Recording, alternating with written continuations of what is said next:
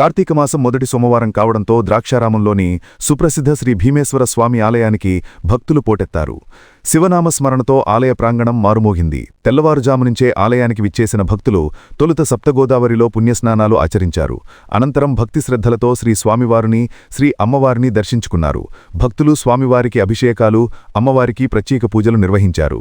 మహిళా భక్తులు పెద్ద సంఖ్యలో ఆలయ ప్రాంగణంలో కార్తీక దీపాలు వెలిగించి పూజలు చేశారు.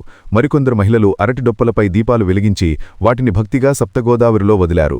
భక్తులకు ఎటువంటి ఇబ్బందులు కలగకుండా దేవాదాయ ధర్మాదాయ శాఖాధికారులు పకడ్బందీ ఏర్పాట్లు చేశారు.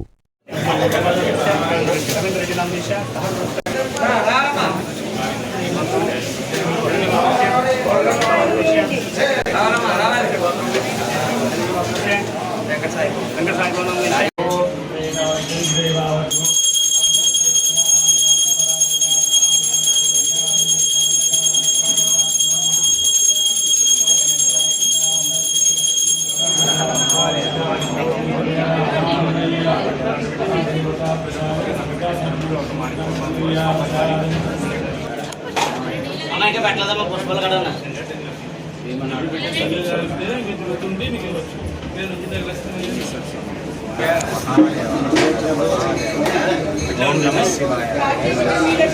బిర్యానీ పెట్టండి.